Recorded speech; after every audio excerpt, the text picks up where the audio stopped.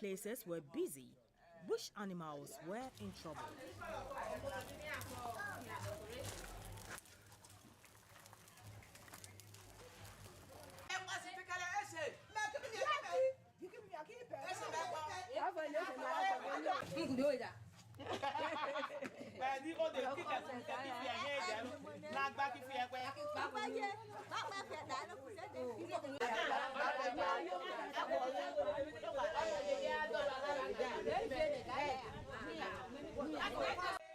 On Thursday night, November 2023, Kusakoko rites were observed in all Avatime towns.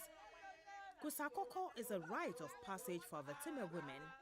Such rituals are rooted in ancient traditions and have psychological and spiritual significance.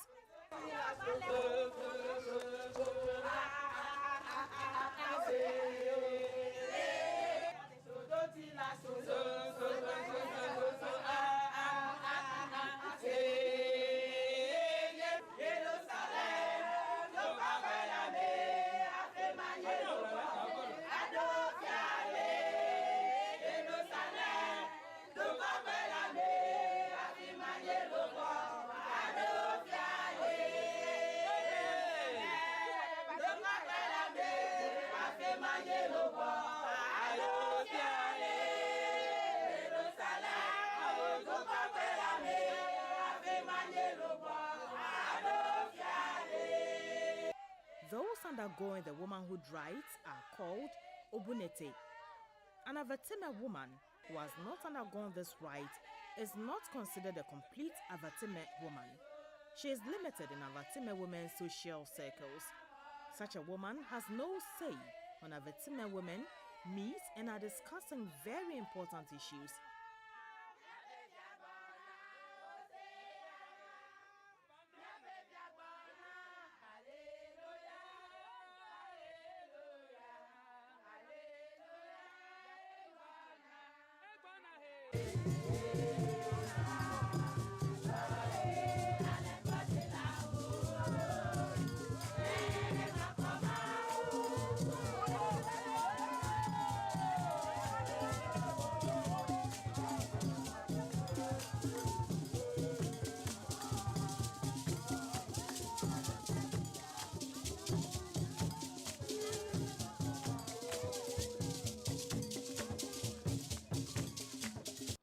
Before relocating to their present site, the ancestors of this group of people first settled at Ohulosu. On Friday, 10th November 2023, the Obunete visited Ohulosu, the ancestral home, which is at Avatime Biakpa. The annual visit is to renew allegiance to the Avatime deity known as Ayamapo.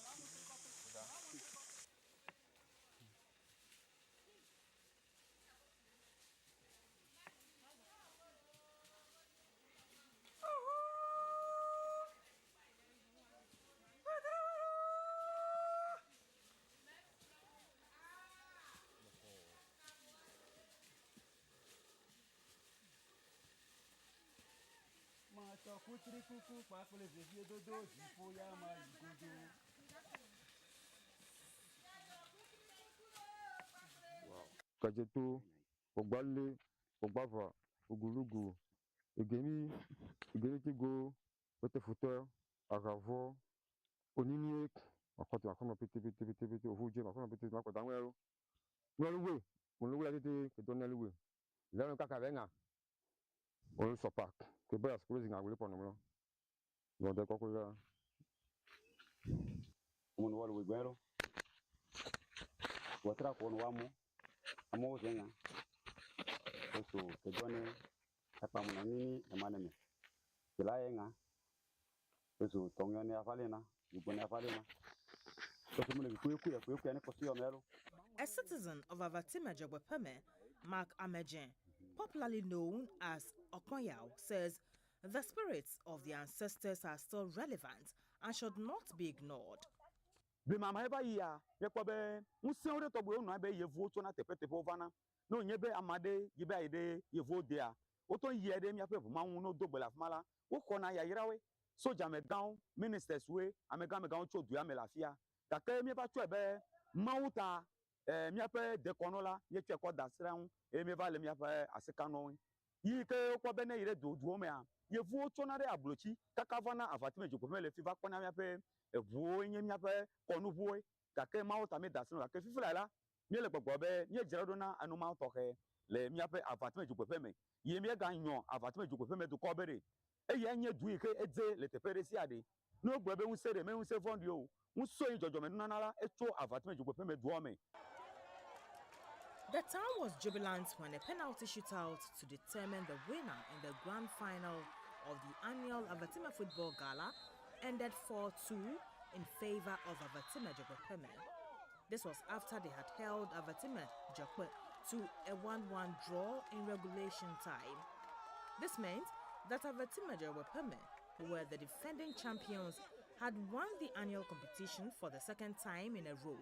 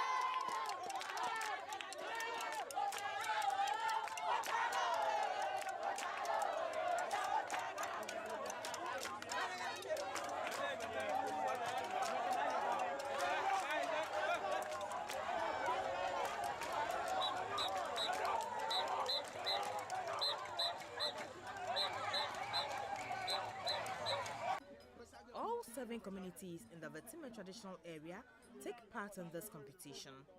In the 2023 gala, women dominated the cheerleading.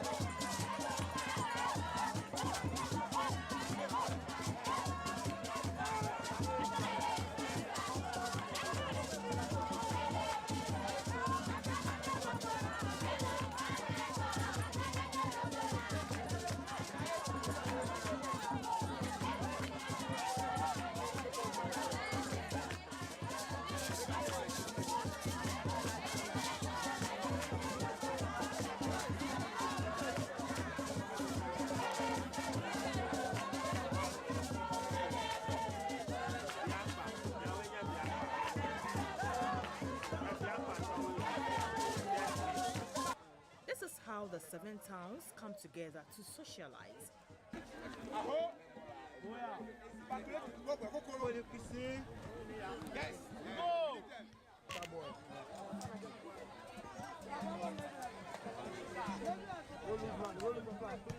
No lose man.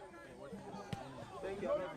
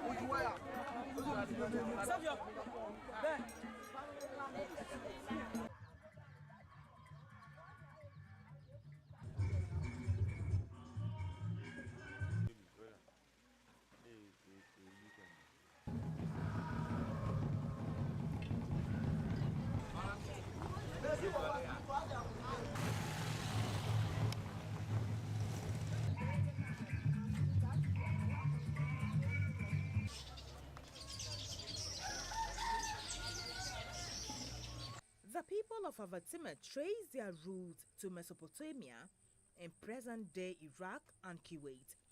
Within a certain period, a generation of their ancestors lived in areas now called Ahanta in the western region of Ghana. At a point, they migrated southwards to Legon in Accra. The exodus continued as they moved to Ada and then to Agotime. From Agotime, they finally moved to Avatime. We are Abatime people, and we are Guans. Guans, the sense that we are not the Vis. Our forefathers came from Ahanta, the latest place that they came from was Ahanta land. But before Ahanta land, they came from eastern Mesopotamia, and they traveled all along across Africa and came to West Africa.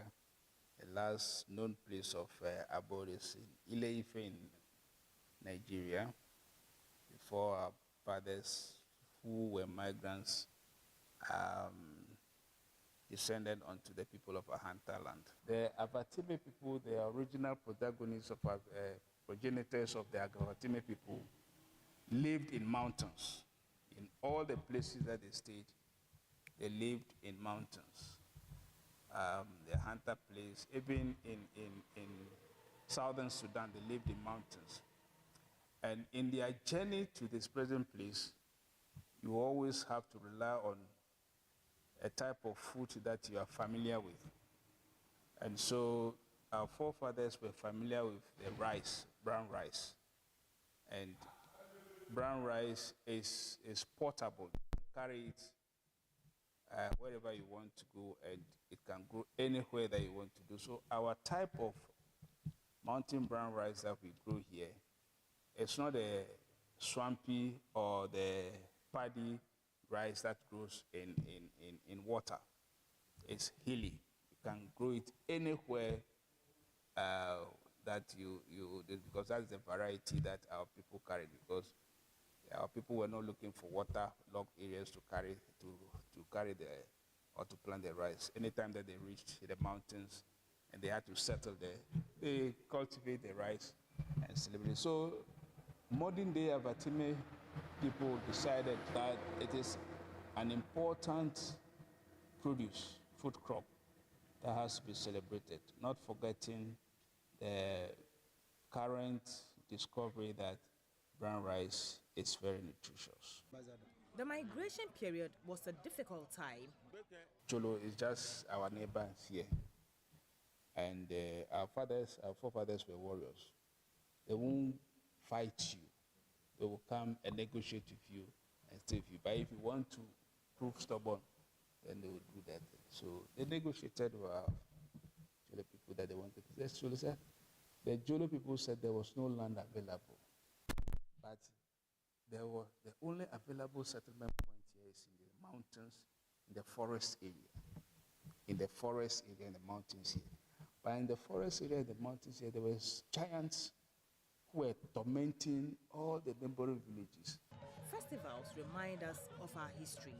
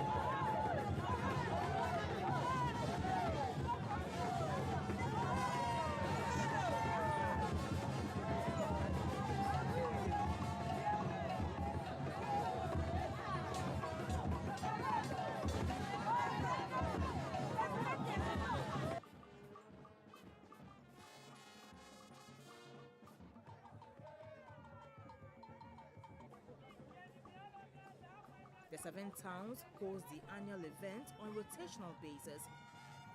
Around this time, a citizen of Avatime Vane was being celebrated for promoting a nutritious rice variety that thrives in the Avatime environment. She is Enida Baku, who goes with the title Onisie Amu the First. This woman grows and processes the brown rice into various products, including baby food. Another Avatime woman who was being celebrated was the queen mother of Avatime Jagwepeme, Onichie Yase Wajabraka VII. She's a peacemaker who at one time diffused the Simrin chieftaincy tension in the area. The special guest of honor for the 2023 Amufest was the 2020 running mate of the National Democratic Congress, NDC, Professor Nana Jane Opukwajiman. She congratulated the brown rice queen for promoting and adding value to one of Ghana's indigenous food crops. The former education minister reiterated the need for women to be given more respect and space in national leadership. On my part, I feel humbled that at such an important event, you will extend an invitation to me. I'm very grateful to the chiefs, to the people, to everybody. And I'm particularly excited that it is about a woman that you are celebrating. Congratulations to all of you. She supported the festival with 10,000 Ghana cedis. The paramount chief of the Avatime traditional area, Osie Ajatekpo VII, commended Avatime Jekwepeme for winning the annual Avatime Football Gala for the second time in a row. He also appealed to the District Assembly to reconstruct roads linking some of the Avatime towns to the rest of the country to facilitate communication and commerce. Jemie. Jemie. Jemie.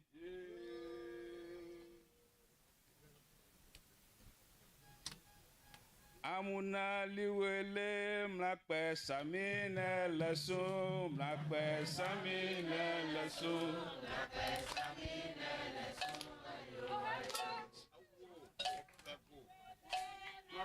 samine lesu mlakpe samine lesu mlakpe samine lesu ayo ayo Amuna liwele mlakpe samine lesu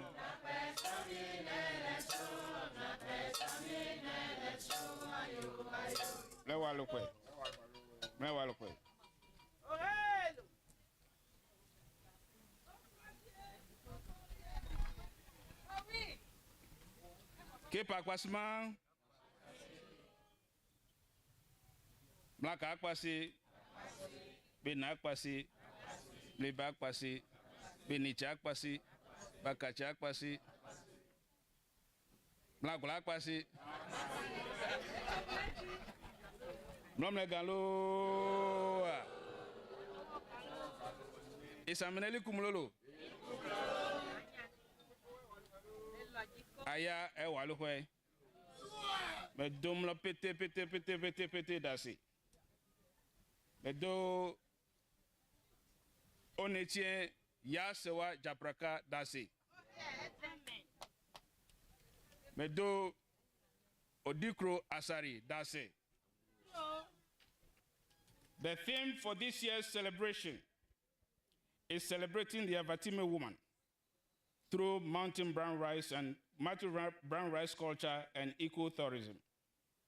The theme was carefully selected to drive home the point that women, and particularly Avatime women, continue to play invaluable, immeasurable, and important roles of sustenance in the life and from the cradle to the grave.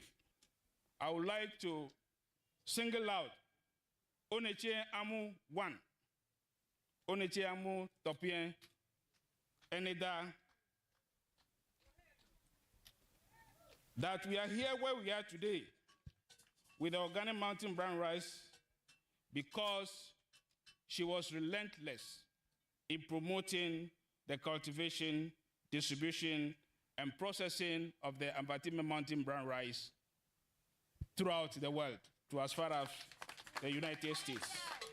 Let me congratulate Kosakoko celebrants, the beautiful Kedeje Ba, Alo Kedeja, and all the winners of the 2023 Amufest football gala, which coincidentally was won by Avatime Chogbepeme. Congratulations. The fanfare attracted Avatime citizens with hometown pride.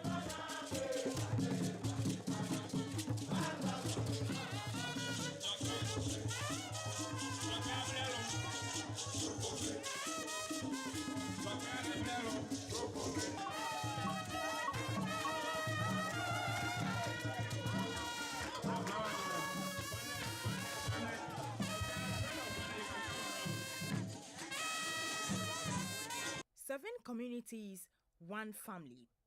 The 7 towns in the Avatime traditional area are located in a cluster of mountains and hills within the whole West District.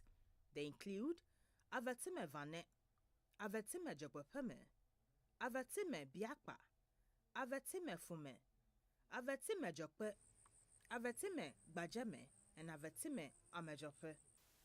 Vane hosts the paramount sea. It lies at the foot of Mount Gai, which is linked to Mount Gemi, the second highest mountain in Ghana after Afajato. Anyone traveling from Ho to Hohoi will meet this hillside town called Avatime Vane just after Jaloputa. The next main junction to the left of Vane leads to Avatime Jabopeme.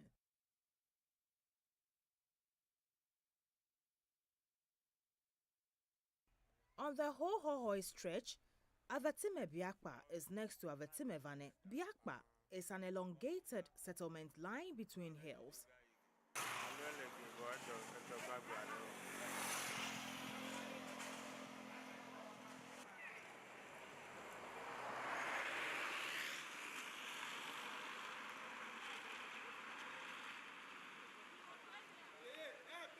Next to Biakpa is Avatime Fume, also a typical farming community along the road.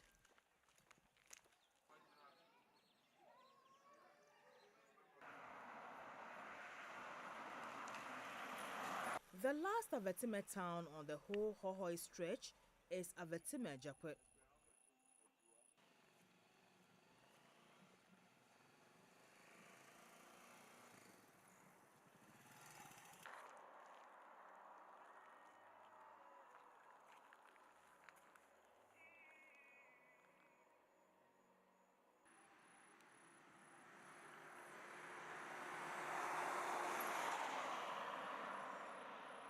Between Fome and Jokpe is a junction on the right that leads to Avatime Bajeme. Avatime Amejope is on the summit of Mount Gai, which is linked to Mount Gemi. Almost all the 7 are farming communities. They have waterfalls. They grow crops including maize, cocoa, and cassava. Emmanuel Kasapa, an indigene of Avatime Fume, says it would be economically and socially prudent to site a food processing factory in the area. A factory, I bet you are not a case, and I saw how into a place of any no, what the one part or they are no. When the government at least. Yeah, upgraded the con agrabia when you have a dollar fee. Construction, Perunga, can I remember now, Matoa. And if government factory never go to Atuho.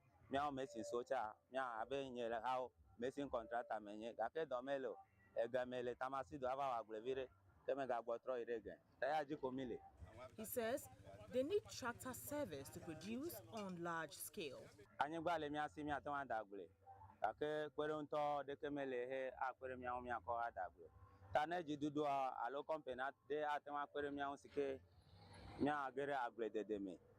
Alo atwa do factory de sikenami dagbla awako nu do ko ifmawa we a nzunane na mia enuma to gbe di mi lele do mi la gble de nga ke support mele o agble mele lolo akodu ablajo mango agble menuku de sia de nyona le mi agbo le fika ke pere nto de kemelo ta un tete ke la so a koko kra le du ke me fine ke pere nto mele o e wa pere mi de agble. This is Avatime Bajeme. It is on the shoulder of a hill linked to Mount Gemi. The only road leading to the community is untarred, narrow and ragged. Commercial motorcycles are the common means of transport here, and commute is quite expensive. The traditional authority maintains that improving the road will encourage tourist visits to the area.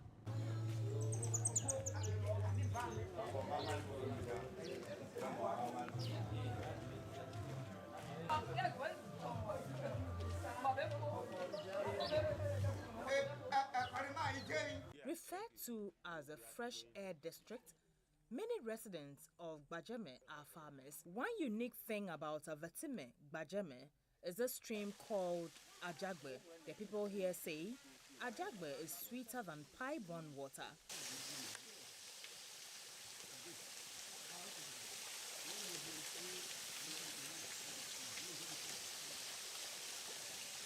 There's also a mystic tree which is said to have existed for centuries.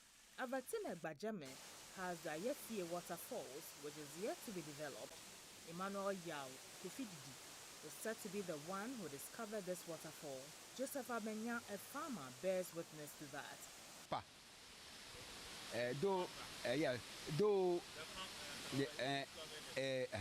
Though it is here from nature, but he developed to make a profit to the whole community.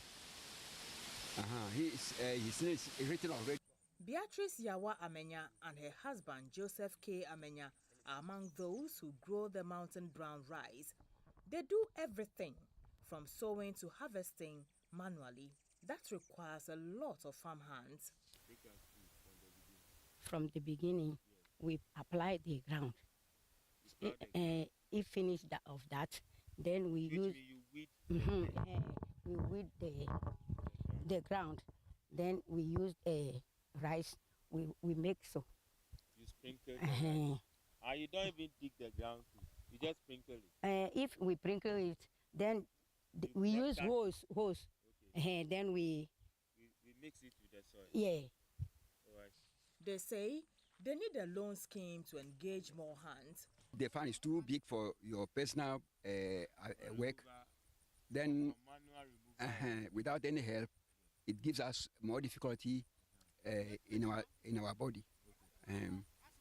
The bulk of the upland brown rice is produced at Avatimevane. Miss Anida Baku, the brown rice queen, was inspired into the rice production while she was in the US. My brother's wife, who is an American, picked the rice, the type of brown rice from the shelf and told me, "Oh, please, this is your hometown food." So I asked where it was coming from, and they said it was coming from India and Bhutan. And realizing that this is the work of the women in my community, I decided to bring 1 kilo so that I'll come and show to the women. A loan scheme for those in the brown rice value chain will come in handy. Well, if we are giving soft loans, why not? The women will pay. Women are the main, when they are giving loans, they are very trustworthy to pay back. So why not? They have to help us. They've been helping other sectors in the country. Why not agriculture? Avatime Amejope is the highest human settlement in Ghana, with altitude 2,400 feet above sea level.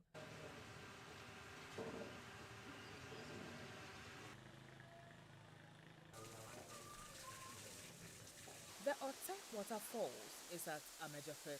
The upland community also has a canopy walkway.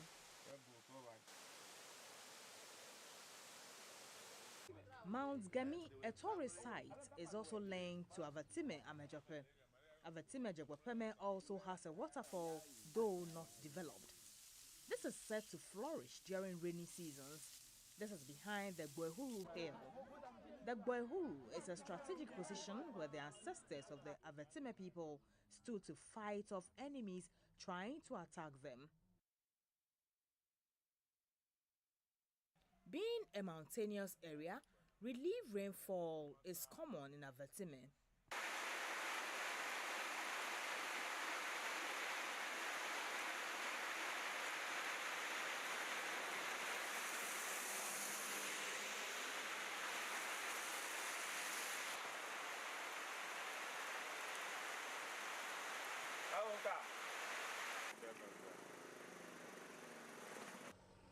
Another thing all the Avatime communities have in common is the proverbial Ghanaian hospitality. They are loving people, very decent. The environment is fresh and devoid of mosquitoes. The geography of this area inspires poetry. Avatime has a portion of the mountain range known as the Kwapum Togo Ranges, a narrow belt of ridges and hills stretching from Ghana to Togo. Avatime qualifies to be everybody's holiday destination.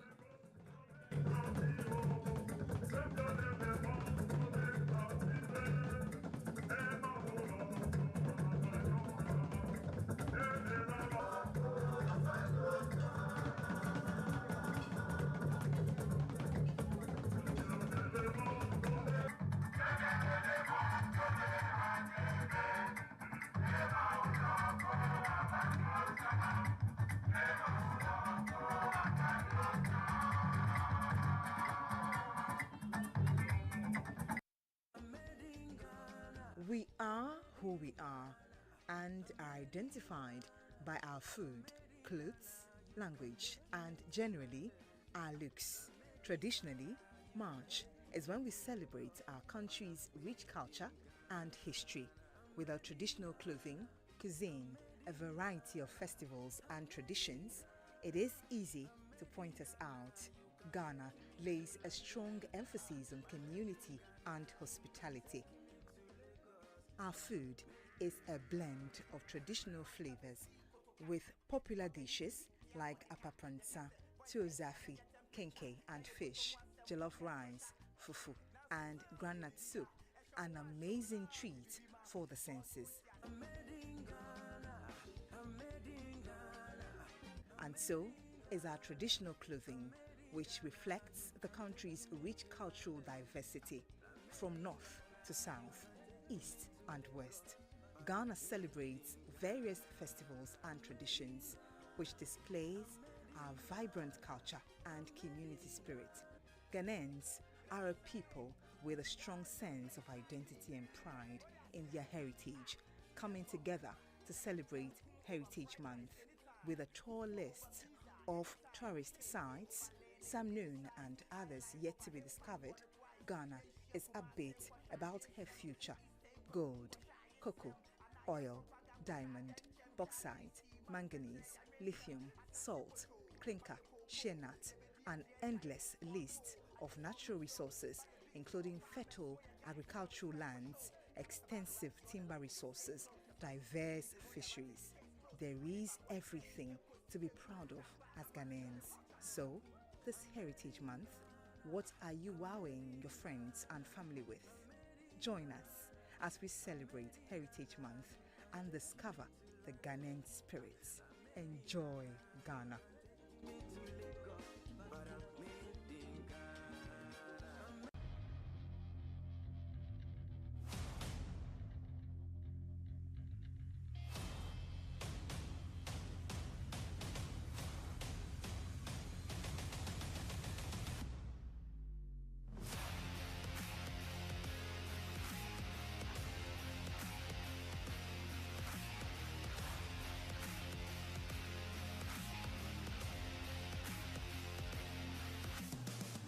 How's it been like? Because you've been in the news from day one, across Sports Stadium, all the stadiums, Black Stars match, blah blah blah, everything to Christmas and blah blah blah. Now we are here. Yeah, just a reflection, summing it up.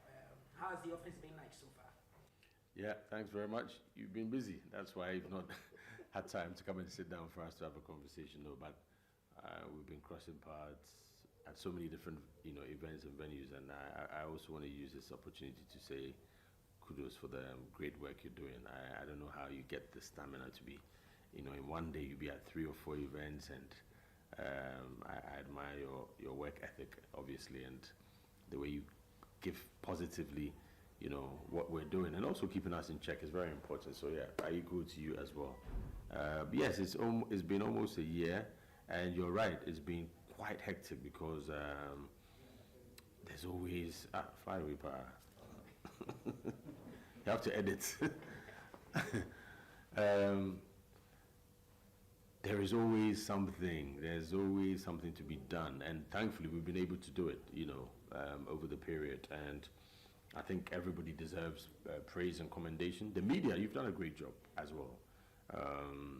From people on the ground, from the groundsmen taking care of the pitch to our legal department, the audit department. Every single person has played a role across the regions. I don't want to label or single out, but all the regional heads have done a fantastic job. If I have to mention a couple of names, then I would give, ladies first to Nana Jama Dakwa in the Ashanti region. She's heading the Ashanti Regional NSA, and she's done a fantastic job, phenomenal job she's done in a very difficult, place.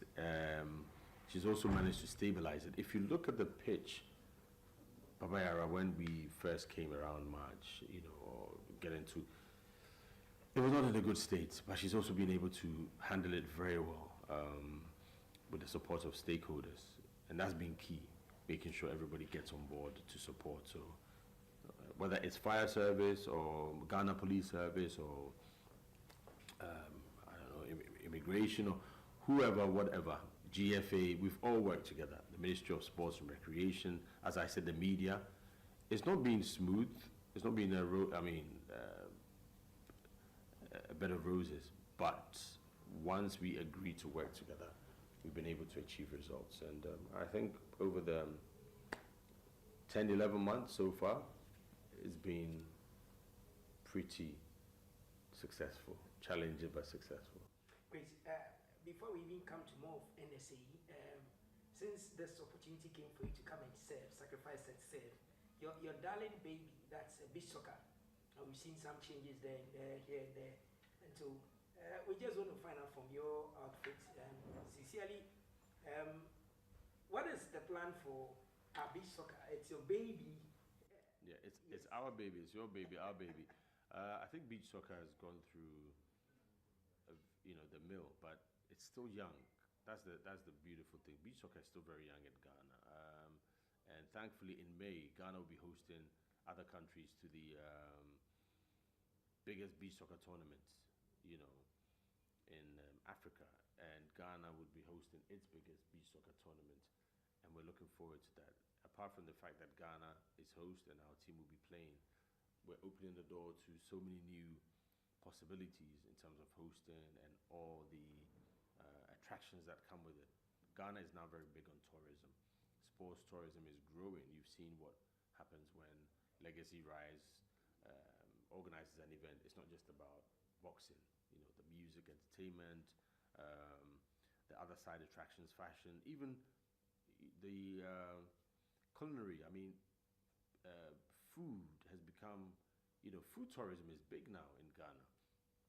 People travel to Ghana to taste our food, make comparisons, do documentaries, go back and say, yeah, I was in these countries, I went to Ghana, and they had wache, they had jollof, they have something called abolo, they have, kiliwili.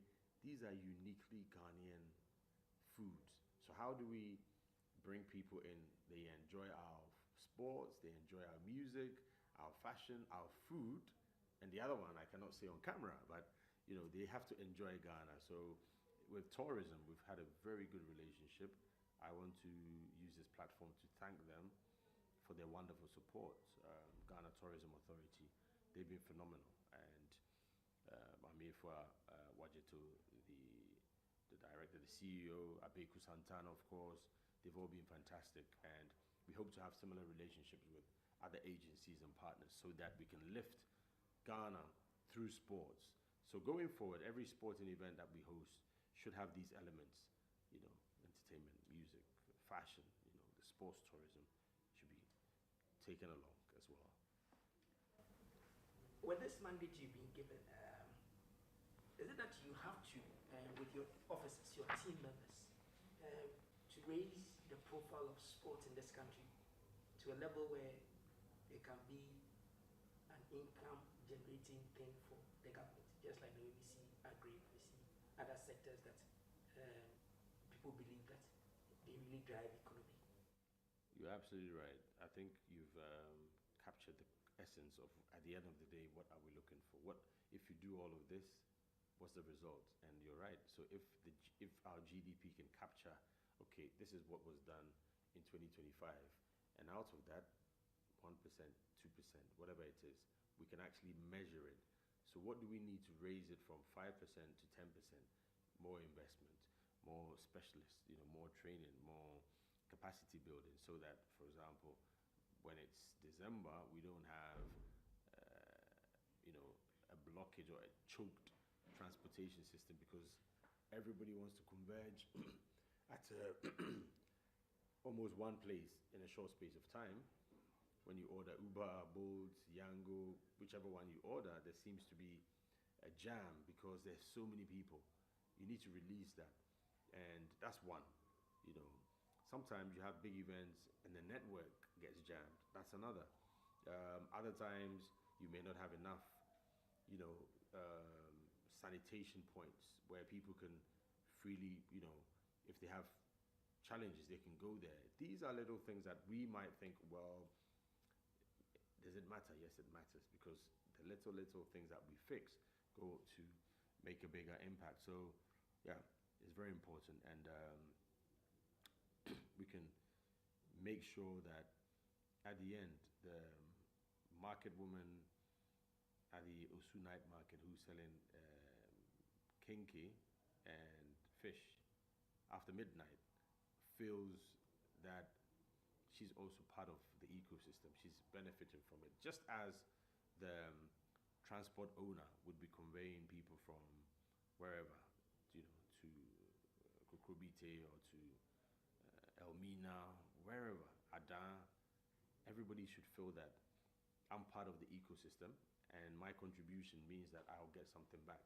The 24-hour economy, how are we pushing that agenda? You and I, we go for programs. We close late, Not me anymore, but you still, you close at midnight and you're hungry because you've been working since 3 p.m. You've not eaten. You've just had, meat pie and drink, and then you want to have something hot. You can get food after midnight, and this is something that you talk about, the 24-hour economy. It's ready served. You go there are other people. You can get a good meal.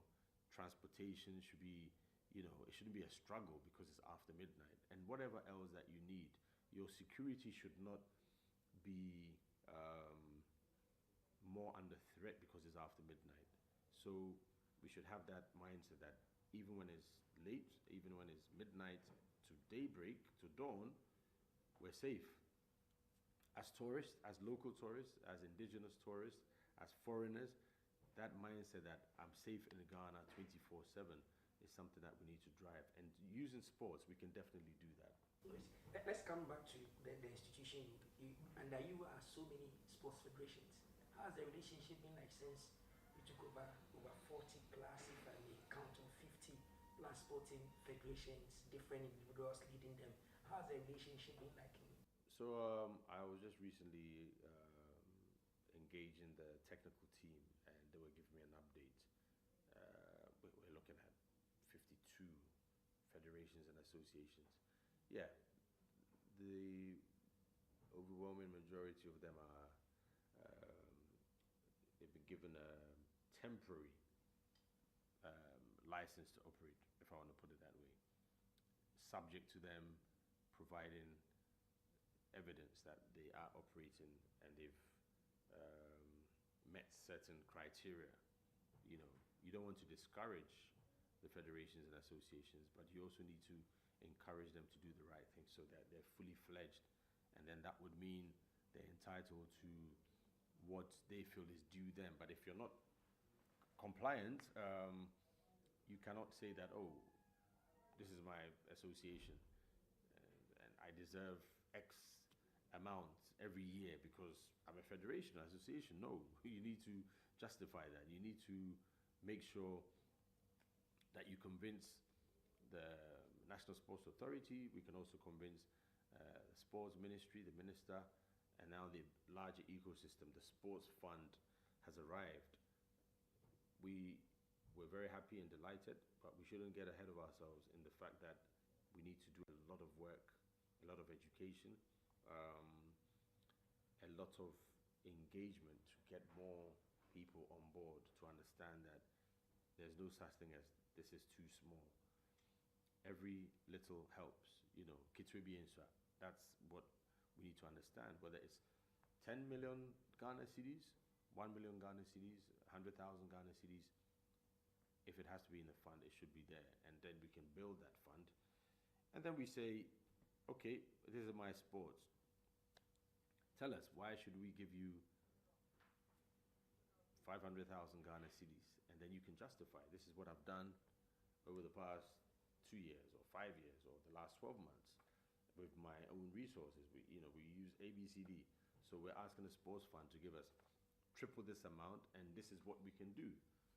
And once you're able to justify and you convince, the board and the review, committee, that there will be a lot of processes, not cumbersome, but necessary processes to ensure that when monies are released to associations and federations, they're well used and utilized, and you can come back for more.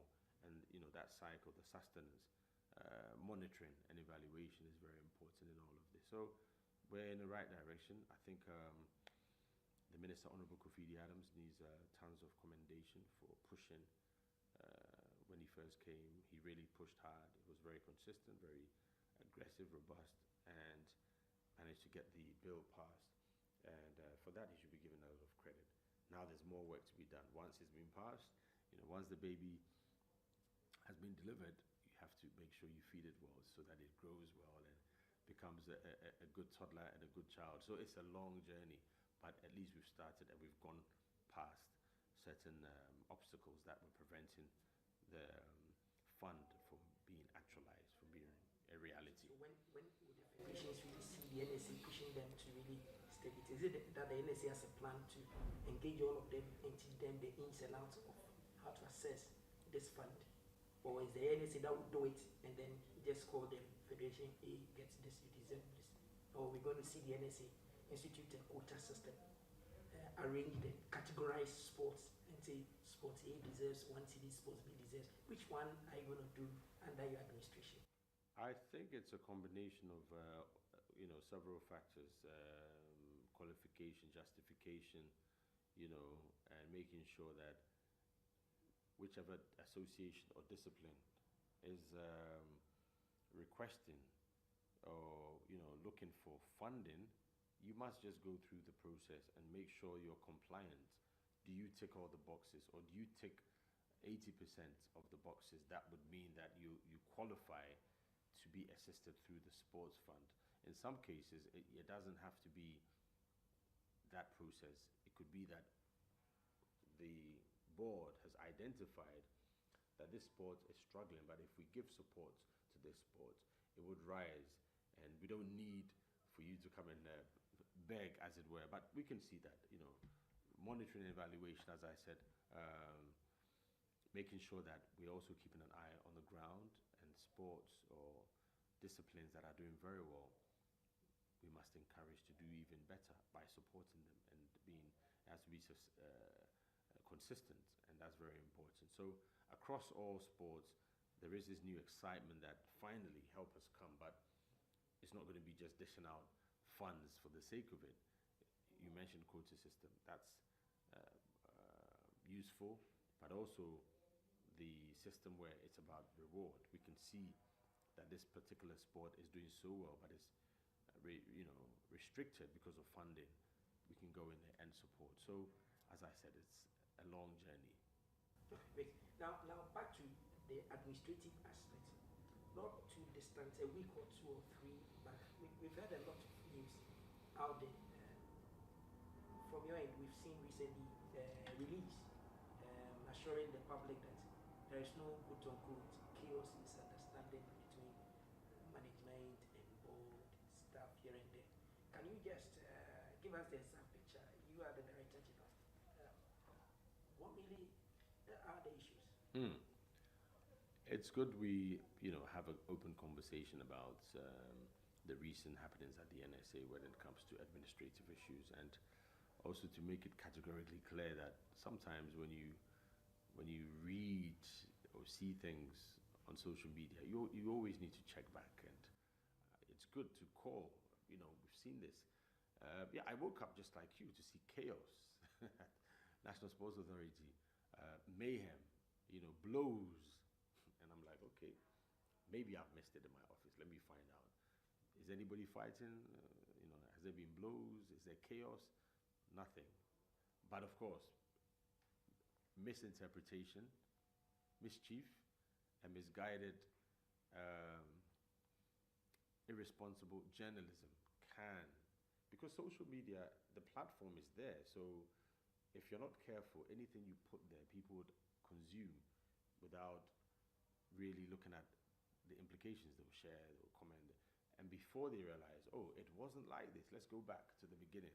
And that's where we find ourselves. I think when the issue of there was chaos at the NSA, we kind of dismissed it because we're assuming that everybody's sane and normal, and they would realize there is no chaos.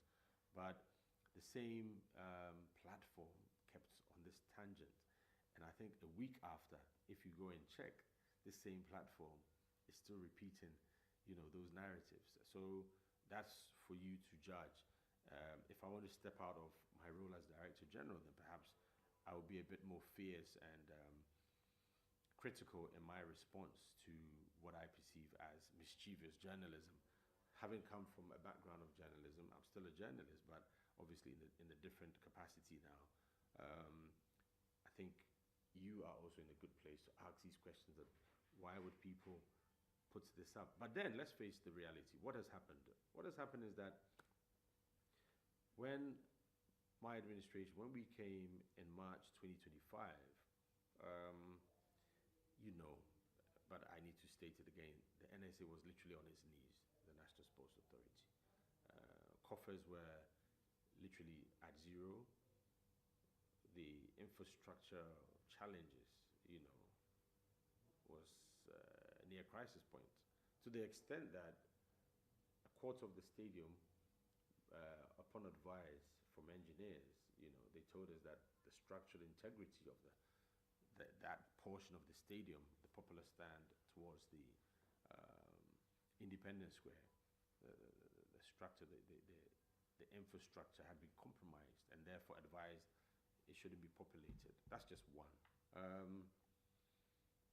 Floodlights not being at the right capacity for an international FIFA accredited match, which Ghana was on the verge of hosting.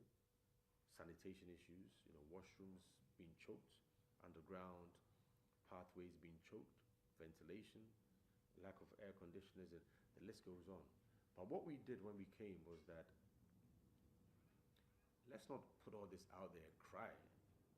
Let's attack what we can immediately. And of course, notification of the right quarters. And we reached out to the Chief of Staff and gave him a report to the ministry, and they also sent in an action team to support what we had on the ground. A lot of work had to be done before Ghana's first game against Chad, and it was a very short space of time. Between January and March, there was a vacuum, so a lot of things had not been done, and the stadium was in a terrible state.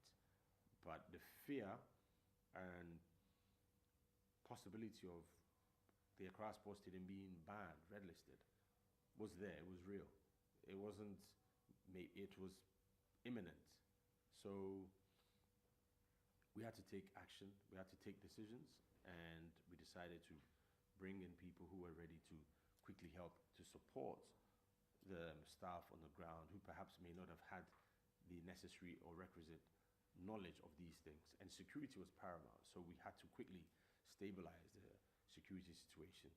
And through consultations with the Ghana Police Service, in particular, the main man, the IGP, National Security, we share a wall with them. They're next door, so they see everything that happens here. Through their intervention, recommendation, guidance, direction, certain decisions were taken in the best interest of the National Sports Authority, the facility, the projects that was ahead. And this meant that we had to bring in manpower, resources to execute these things immediately. And that's what happened. So 10 months down the line, because I could go and tell you what happened. Cables were cut to floodlights, sabotage. We kept it out of the news because potentially this could be used as a weapon by some people who are not so patriotic to get the stadium banned. So I can tell you now because it was fixed and we played, but there were a lot of problems. You know, people entered or tried to enter the stadium with weapons. They were seized by covert and national security. People had to be brought in to help. The security operation for the 3 games, unprecedented. You know, we had to do all of this. You don't want to frighten Ghanaians by throwing all this out there. That would be very irresponsible. So seized knives, seized sidearms, weapons, and what have you, all there. Kept quiet. Play the qualifiers. Ghana was good. The pitch, from being 60% playable, I think by the end of the year we had about a 95% pitch, which was lush green, and I'm sure you've seen the images. We had programs here that are back to back, would have been impossible years back. You know, 3 massive church programs. Jerry Eze, internationally acclaimed. Alpha Hour did their 2 days to end the year. The biggest performers in Ghana, I can name a few, 3, maybe Stoneboy, Shatawale, Sarkodie, they all, performed here. It wouldn't have been possible if we hadn't had those interventions. So that's what happened. But then those people who helped make sure this happens, because there was no board at the time to process, I had to take a gamble. This must be done. Without a board, we cannot do it. But then there's no other alternative. So I took that gamble, and it's something that I don't regret. And it's probably something I would do.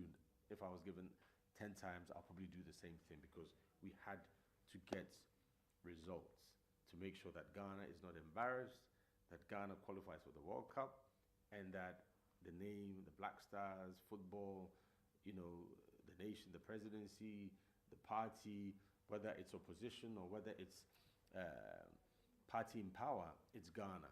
So we took decisions based in the best interest of Ghana. However, in doing that, it meant there were risks. And now the board comes in and says, well, you didn't get clearance. You got 17 people plus additional who came in for short contracts, cleaners, to do minor repairs and all the rest. The number is more, but these 17 in particular, you didn't get clearance. So tell them to go home, and that's it. So without going deeper, that's the summary of what happened. So now these people who have helped, who call themselves, or who indeed are patriots, if I don't want to make it political, at least they are patriots, because they were not being paid salaries, and they contributed and helped us to get what we wanted to get. They couldn't come to the acceptance that they were being thrown under the bus, being abandoned, or they've been betrayed. And then I had to take the difficult decision of staying the board's decision for a while in order to engage these individuals whom I have a lot of respect for, not just because of who they are, but the recommendations, where they were coming from. That's very important as well. I needed to respect the order, get time to touch base and talk to certain statesmen and women, just to make sure that the right things are done to protect these individuals, so that in future we do the right thing and ensure that in the absence, in the vacuum, there will be other alternatives. So that is where. But the communication of this was not properly done. There was misinformation, and that's why I told you about the mischief. And that caused a lot of problems, because it was put out there that these individuals had been, as it were, sacked by the board. And because social media is so quick, fast, literally immediate, the impact was straight, and the reaction was not good. So there was a pushback. There were, unfortunate back and forth, especially in the media space, and some individuals, took advantage of that to create what was not an issue and made it into a whole issue. But thankfully now we have stability, there's calm. We've met the individuals concerned and their wider constituencies, not necessarily political constituencies, but some of them are coming from a wider professional background, and it means that what affects them also affects a bigger base, and they wanted to also respond and have their say. So we've spoken to everybody to calm them down and assure them that we will protect them, and also as a sign of respect,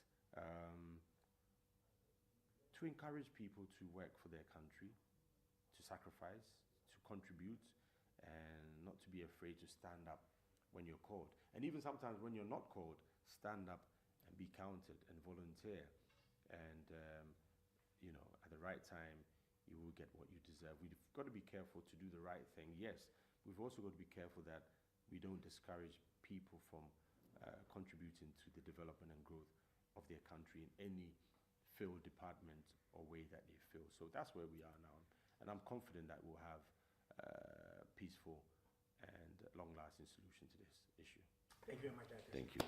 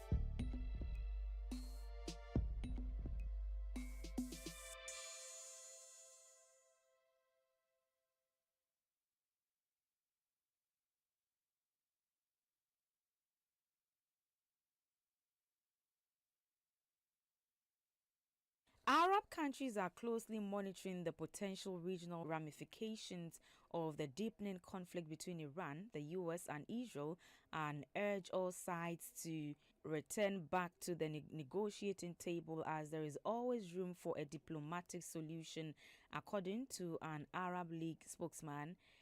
Joint military strikes launched by the US and Israel on Iran on Saturday have triggered a sharp escalation across the Middle East in recent days, setting off waves of missile exchanges, mounting casualties, and far-reaching political and security repercussions. The attacks have triggered massive retaliations from Iran, with explosions or missile strikes reported in Israel, as well as countries such as Bahrain, Qatar, Kuwait, Jordan, the United Arab Emirates, and Saudi Arabia. In an interview with the China Global Television Network in Egypt, Jamal Rashdi, a spokesperson for the Secretary General of the Arab League, a Cairo-based regional organization comprised of 22 countries across the Arab world, reiterated the stance of the group's member states, who have roundly condemned all acts of aggression and want to see the escalation of hostilities. Rashdi noted that the attacks came even as negotiations over a possible nuclear deal were ongoing between the US and Iran, mediated by Oman, with rounds of talks having already been held in Muscat and Geneva before the US and launched their strikes.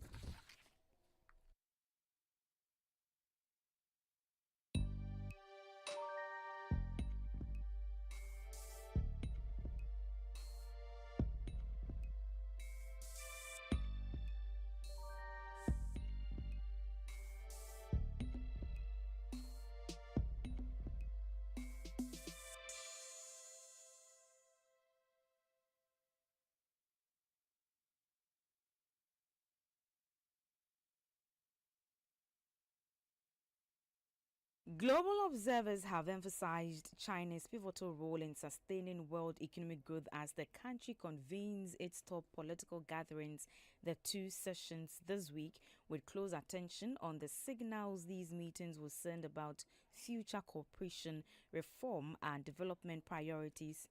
The two sessions are the annual meetings of China's top legislature, the National People's Congress, and the top political advisory body, the National Committee of the Chinese People's Political Consultative Conference. Both bodies serve 5-year terms and hold a plenary session each year, generally in March. The fourth session of the 14th NPC and the fourth session of the 14th National Committee of the CPPCC will be held on Thursday and Wednesday this week, respectively. Officials highlighted China's steady growth and its crucial role in driving the global economy, expressing hope that the meetings will pave the way for deeper cooperation and broader economic benefits. Observers also noted that China's drive for high-quality development and modernization is not only reshaping its economy, but also redefining how growth translates into everyday convenience and technological progress.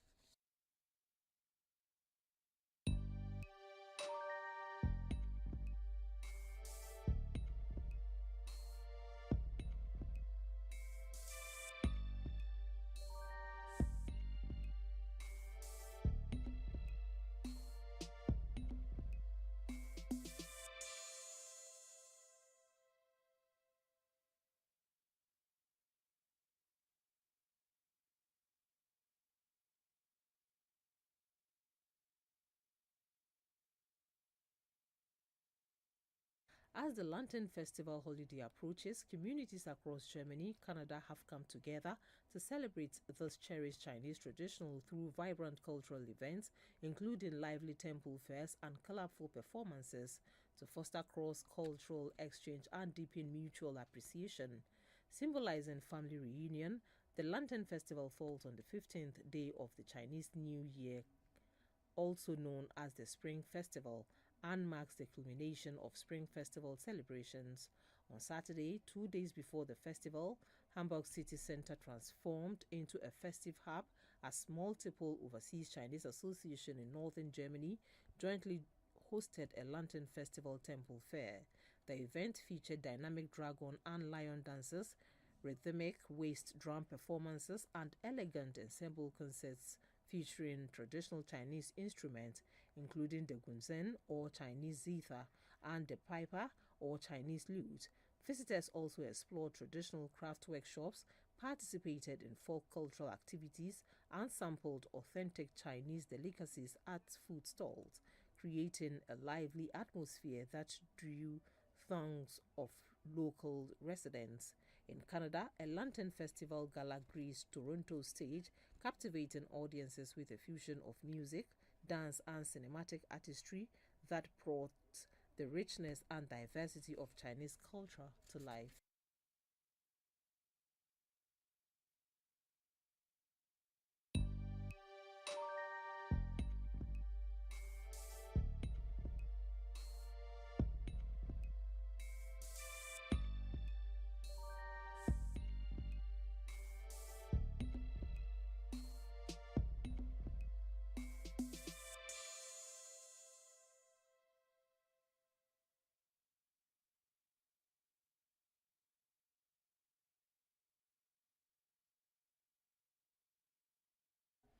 Chinese Foreign Minister Wang Yi said on Monday that the urgent priority concerning the current situation in the Middle East is to immediately halt military operations and prevent the conflict from further spilling over.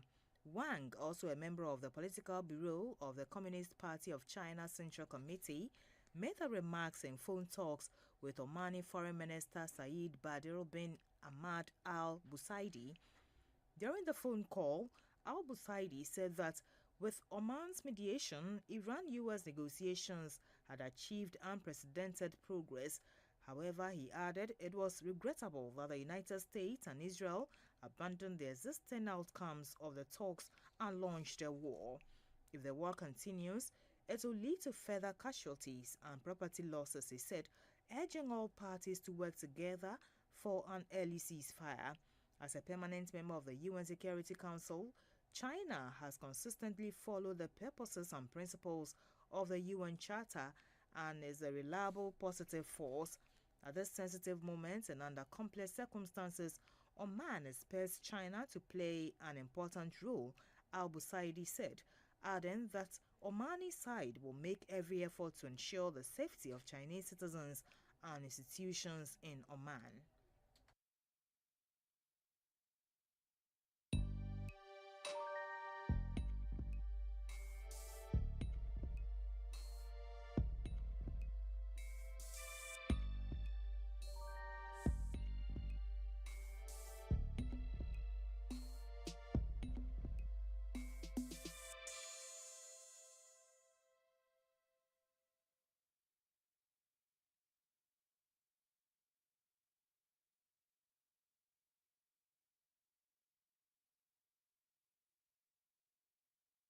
A China media group reported help evacuate Chinese nationals stranded at Dubai International Airport before it was damaged in an incident early on Sunday morning. The reporter, who went to the airport by car to investigate flight delays, met several stranded Chinese nationals at the airport who had been unable to leave on their scheduled